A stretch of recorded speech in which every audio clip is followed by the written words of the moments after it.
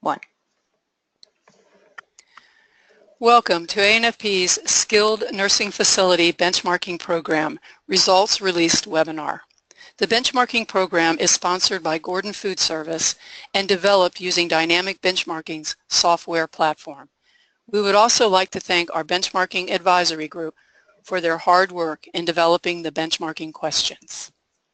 Now I would like to introduce our first presenter. Sally Green has over 3 years experience as project manager at Dynamic Benchmarking.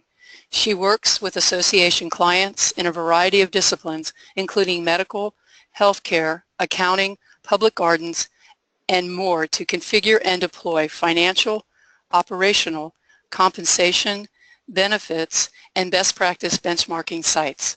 Her past experience in insurance, software development, human resources, marketing, and office management provide a great foundation for assisting clients in developing successful benchmarking programs. Welcome, Sally. Thank you, Joyce. During our webinar, we will be reviewing how to get the most out of your benchmarking results. I will be walking through a live platform demonstration on how to view benchmarking results by question, how to set and use dynamic filters in comparisons, and how to download personalized PowerPoint and Excel benchmarking reports. After that, Joyce will take us through some scenarios that further demonstrate the many ways facilities can use the platform and dynamic results in your everyday work for budget planning, reviewing food service operations best practices, for staffing reviews, and much, much more. So let's get started.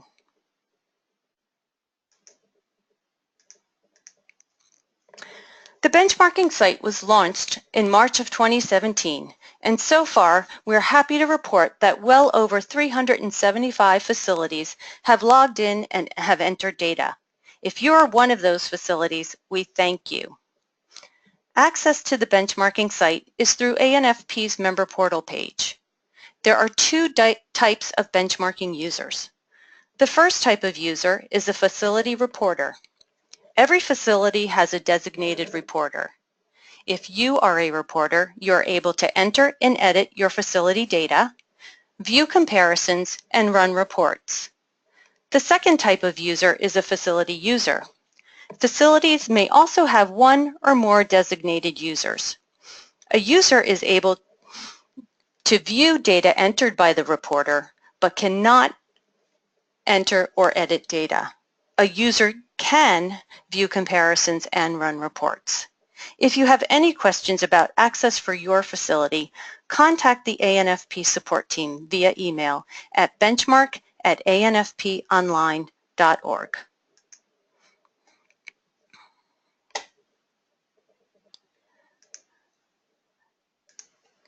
Thanks to your participation, access to benchmarking results is now available in the site to all facilities that have completed 70% or more of the survey questions. I'm going to switch over to the live site so we can take a look at how to access and view your benchmarking results in the live platform.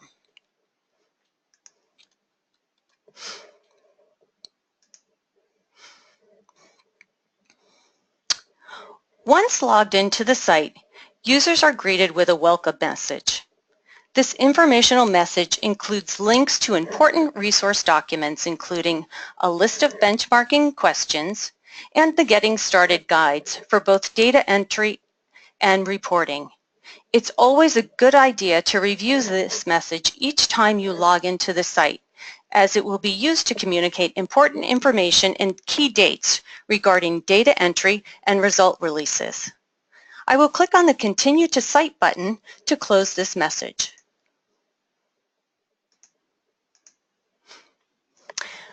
What you're seeing now is the home page or the main menu. On this page, users will see 3 tabs.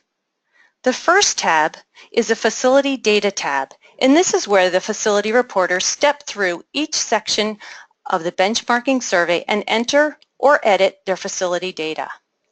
At the bottom of the data entry page, you'll see a progress bar. This message indicates how much of the survey you have completed and whether you have access to comparison and reports. The second tab is the Compare Facilities tab. And this tab is where users can view results for every question in the benchmarking survey.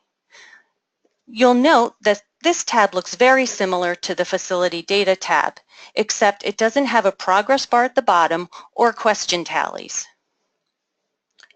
The third tab on the main menu page is the Run Reports tab.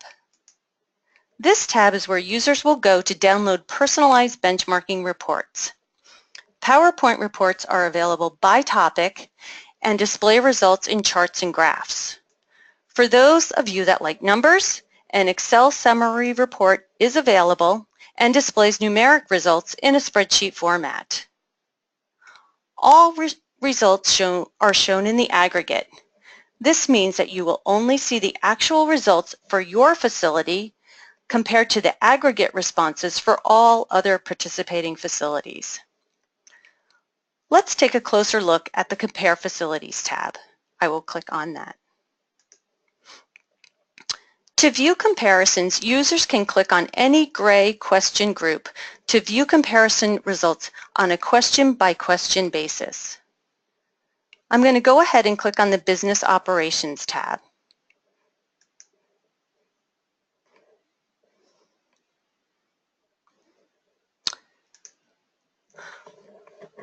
I'm now in the Business Operations Compare page. Each comparison page is displayed using the same navigation and layout. So let's take a closer look at that. At the top of the page, you'll see a list of filters available. There are many ways to look at the results. You can view results based on all of the data entered by all facilities that have participated. We call that unfiltered. Or you can look at results using a filter. When you look at results using a filter, you'll be viewing a subset of the data. We'll come back to filters in a little bit and review that in more detail. Under the list of filters, there's a results message. This message provides details on the number of questions on the page and the average number of responses per question on the page. So on this page, you'll see that there are 12 questions are displayed, and the average number of responses is 318 responses per question. This message is dynamic, and it will change on each comparison page based on the number of questions on the page and the number of responses per question on the page. When you apply a filter, that number is dynamic, and that results message will change again. Under the results message is the comparison page legend. This provides an example of how comparison results are displayed on this page, as well as how to view and download a chart for every question by clicking on the chart icon next to each question. I'm going to scroll down the rest of this page for more information. Below the legend, you'll see a list of all of the questions for this particular question group displayed on the left-hand side, and all of the survey results for each question are displayed on the right-hand side.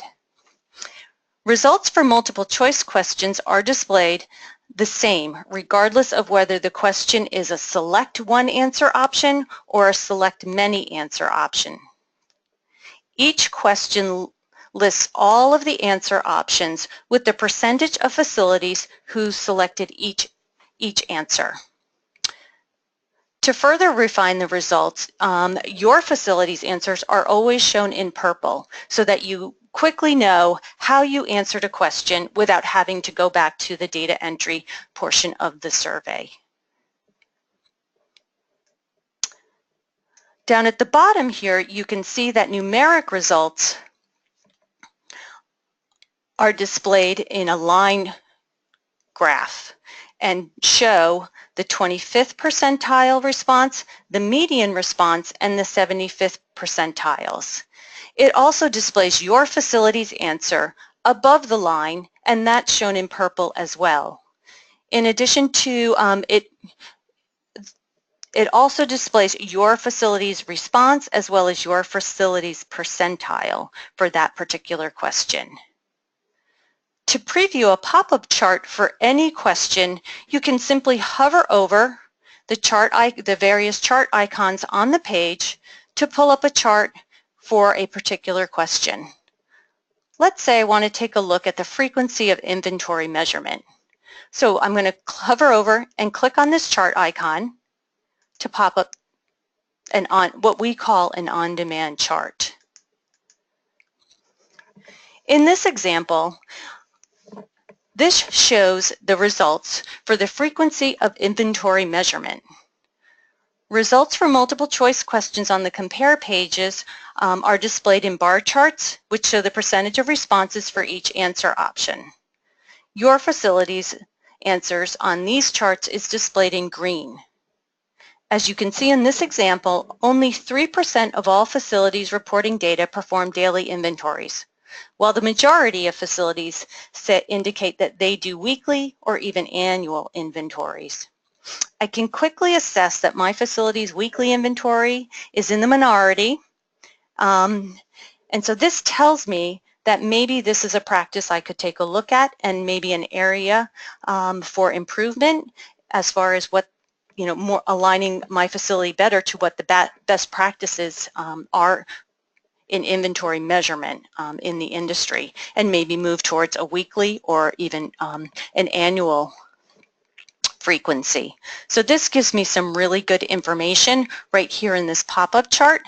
The other option is while I'm in here, I can also scroll through all of the on-demand charts on this page by simply clicking the forward and back arrows. So I can take a look at the next question, which is facility measures over production waste, and simply scroll through and select the charts that I would like to download. Every on-demand chart is available to download to a PowerPoint slide or to a PDF, and it can be used to save to your computer and shared with others. Down at the bottom of the on-demand chart page, you'll see the selected question and the help text, as well as any filters that might have been applied. In this example, we have not applied any filters yet, so all of these filter settings say any. So any facility reporting data is included in these aggregate results. To return back to the compare page, simply click on the X. Now let's take a look at a numeric question. I'm going to switch over to the Dietary Cost tab, and we'll take a look at the food cost per resident per day.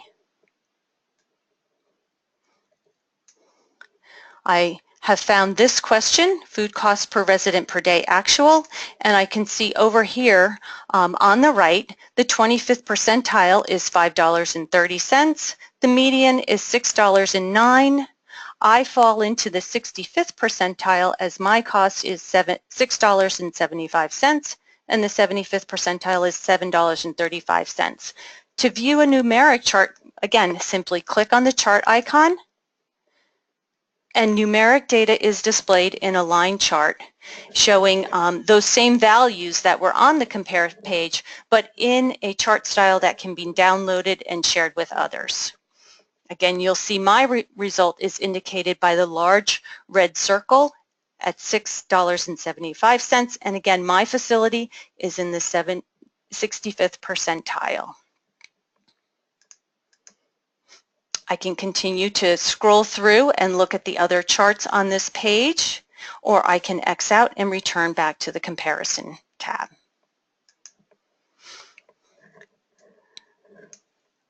Next, we'll take a look at the ways you can view results by applying filters. The result examples we just looked at have been for all facilities reporting data. So it's the data has been, or the results have been unfiltered, which is a great way to look at overall industry results. But wouldn't it be nice if you were able to compare your results to facilities like yours? And that's where the dynamic filtering comes in. Facilities can compare their results to either all participants or to a subset of participants by selecting one or more filters. Filters available in your platform include region, facility size, staff size, facility ownership, and much more. Filters are available on both the Compare Facilities tabs and also in the Run Reports tabs. So you can apply filters and view all of the results either unfiltered or by applying filters. And once you've identified a filter combination that aligns to your peer group, you can save it as a favorite for future reference. If you need help with filtering, there's a filter help link right within the platform, so simply click on that to view a PDF document about filtering capabilities. To activate a filter on any Compare page, simply click on the Change option, which is in the blue hyperlink here. To set a numeric filter, you can click on Add, and you can set the filter by either sliding the blue slider bars to change your filter range, or you can type in your filter range selections into the numeric entry fields. To select a multiple choice filter, all you have to do is click on the drop-down and make your selection. To set a region filter, that allows you to view results for facilities in your geographic area. Setting a filter based on the number of residents allows you to view results for facilities of similar size based on the number of residents served. Setting a filter based on dietary staff allows you to look at results for facilities of similar staff sizing. And setting a filter based on ownership structure allows you to view results for facilities with a similar maybe ownership structure. When you apply a filter or combination of filters, results will represent, again, a subset of the results for only facilities that meet your filter selections. For example, let's go ahead and set a filter for Region 4. And let's take a look at a number of residents between 70, I'm going to type 70, and 110, because that's close to my facility size. So once I have those selections made, I hit Apply to activate the filter. And what you'll see down below is a green message that indicates that my filter selection is now active because there are 27 facilities that meet my filter criteria and are now included in this subset of results. So for example, the results that I will now see and will now display in reports are based on just facilities that indicated they were in Region 4 and have between 70 and 110 facility residents.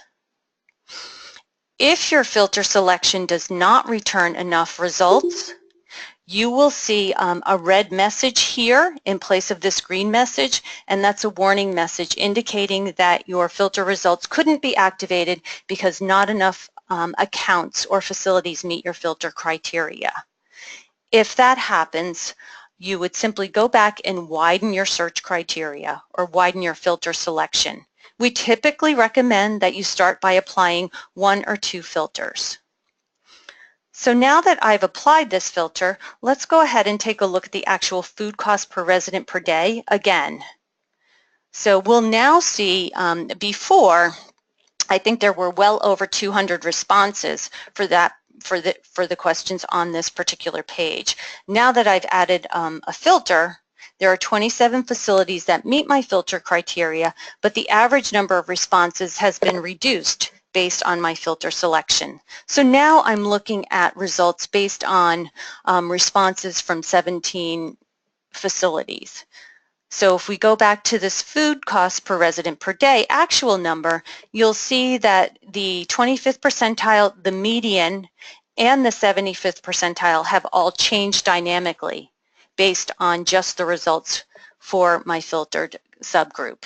And now, whereas before I was in the 65th percentile, I'm now in the 92nd percentile based on this subset of results. So if I go ahead and click on that pop-up chart, you'll see that my result based on the subset is now in the 92nd percentile, so my response has moved well over to the right-hand side of the chart.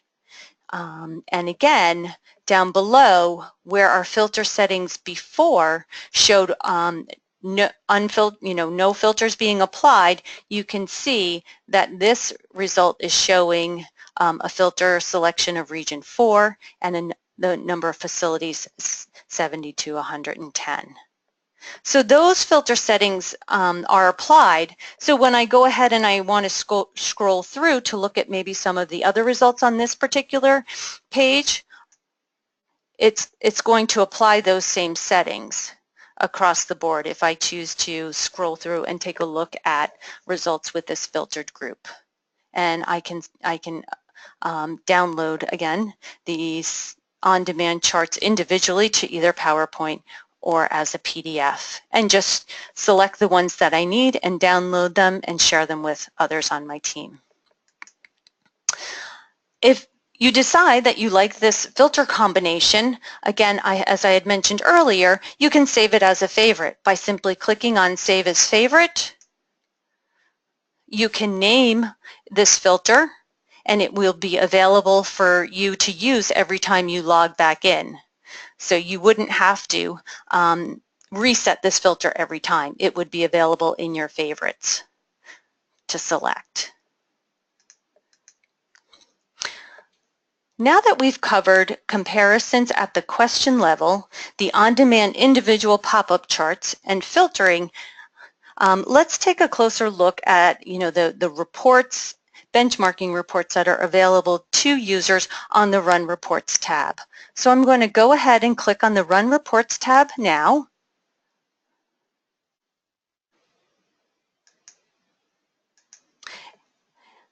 And you'll see that my filters that we were using on the Compare Facilities tab have carried over. The platform intuitively thinks you may want to continue the same filter selections. So you can do that, or you can easily change them or clear them out. So I'm going to go ahead and click the Change hyperlink and simply clear those filter selections. And now you'll see that all of my filters have returned to a value of any.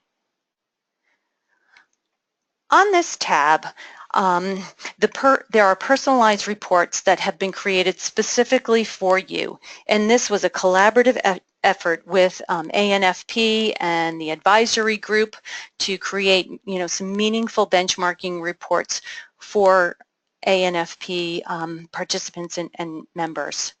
PowerPoint reports are available by topic and display results in charts and graphs. There's an Excel summary report that displays key numeric results in a spreadsheet format for those of you that like spreadsheets and numbers. Under each report, you'll see a report description indicating the type of information that's included in each topical report. So let's take a look at a couple of the downloaded reports. To download a report, simply click on the report, and the PowerPoint report will download to your computer, and I can open it from here. So let's take a look at the food service report, and this report includes information on meal production and delivery, menu development practices, sanitation inspection frequency, and total meals served per day. I'm going to go ahead and open the report. And let me just bring it over for you to take a look at.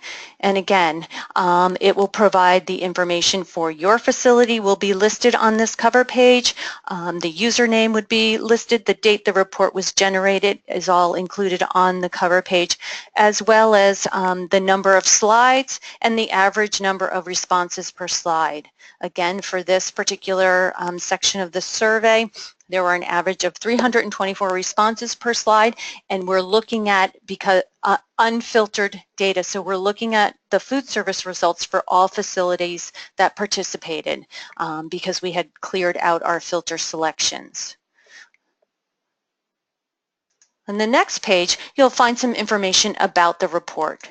about how the information is displayed in the report, and that the data, again, as we talked about on the compare page, is displayed in quartiles for numeric information and in bar or pie charts for multiple choice answer type questions.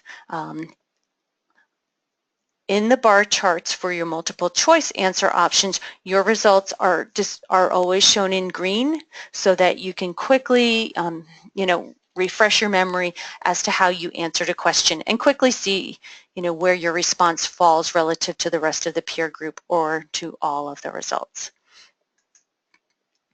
So types of meal delivery available at facilities. This indicates a variety of delivery options available and the percent of facilities offering each option. I'm going to click on another one. Facilities use food production sheets. So 67% of all facilities use food production sheets, while 33% indicate that they don't. Menu development responsibilities. That's pretty even breakout from creating your own menu to a combination to using a vendor menu or a corporate structure for menu development. So there's some really great benchmarking information in here about food service operations and practices. Again, this is downloaded from the Reports tab and very easily can be saved to your computer, can be shared with others on your team, and or used to prepare for meetings. So those are the PowerPoint. That's a sample of one of the PowerPoint topical reports available to you as a user.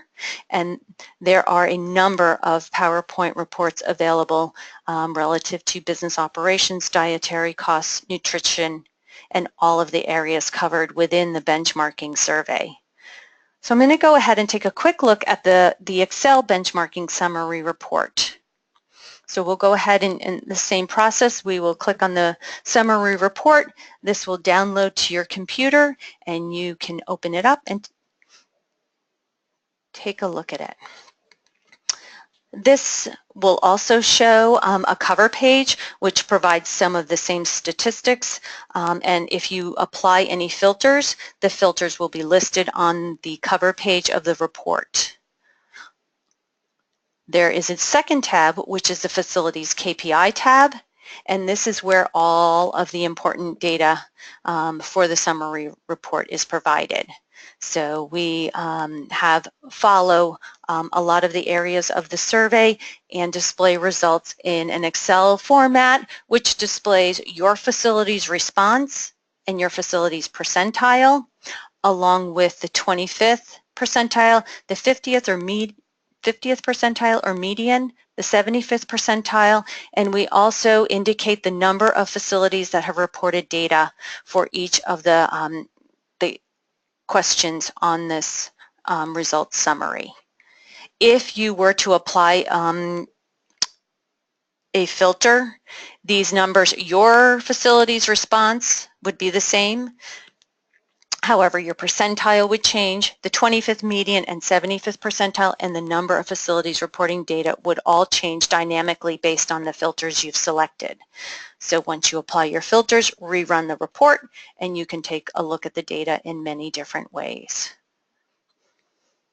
So there's information about business operations and dietary costs, some key information for budgeting purposes, as well as nutrition and food service directors' hours, how they're spending their time, and then there is some CMS star rating information at the bottom for CMS reporting facilities.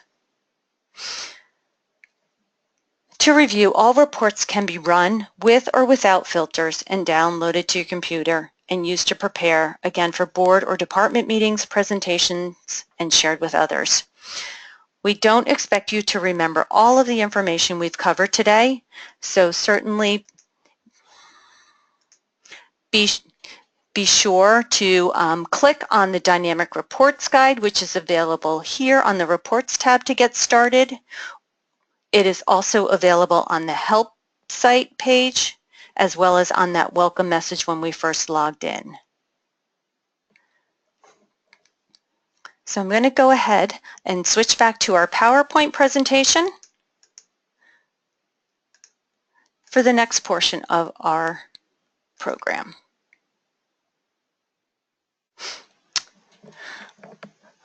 That concludes the live demonstration of the dynamic benchmarking site. Now I'd like to turn the program over to our second presenter, Joyce Ann Gilbert, PhD, RDN. Joyce joined the Association of Nutrition and Food Service Professionals in 2013 as its president and CEO. She is an accomplished food and nutrition executive, data strategist, business entrepreneur, and association CEO. Dr. Gilbert has successfully led innovation in healthcare, regulatory compliance and benchmarking, academia, public policy, and corporate executive leadership. She has led ANFP in transforming its governance structure and in creating a data repository to enhance strategic metrics. Dr. Gilbert has positioned ANFP as a leader in food service management and food safety analytics. She is an invited international speaker, author, and grant writer. At this time, Dr. Gilbert will take us through some scenarios on how to use the benchmarking results to assess and improve your everyday facility practices and operations. Joyce? Thank you, Sally, for that live presentation on how to use and navigate the ANFP benchmarking platform. Good afternoon, everyone. As Sally indicated, I will be presenting some practical examples on how you might select a certain report and how it might benefit your department and your facility. On the screen now is the first example. It's in the budget planning category, and it looks at annual food budget versus cost variance. And basically on this slide, it shows that my facility's actual costs are $1,835 higher than my budget. This tells me that, 1, I may need to reduce costs, or 2, consider increasing the budget in subsequent years, or 3, consider reasons for the budget being above its cost. And those reasons could be resident preference, changes in food dining delivery, and menu and food cost. The next slide and the next example, we look at food cost per resident day, actual, for all participants. And as Sally indicated during her portion, all participants is generally in the unfiltered arena. So in this case, we're looking at data from all participants that are not filtered. And this tells me that the median food cost per resident day is $6.07 for all participants. The median splits the data in half, with half the participants having a food cost per resident day below $6.07 and half would be above. The data also indicates that the 25th percentile is $5.25, which means that 25% of the participants have a food cost per resident day of $5.25 or lower. The next slide actually indicates how this data could be more narrowly focused when we use an actual filter. And in this case, we're using the facilities with 100 to 149 residents. And you could see the use for this, and Sally indicated it in her portion, when we were looking at not just comparing yourself to all of the data points, but actually narrowing that field down to facilities that may be similar in size to your own facility. This type of reporting is useful when you're wanting to compare a certain size facility that may be, as I said, the same size as yours, instead of comparing yourself to all size facilities. And this data would be useful when comparing reasonability of your budget versus a benchmark. As we move to the next slide, we can actually further our reporting by adding yet a second filter. In this case, the second filter is the type of ownership.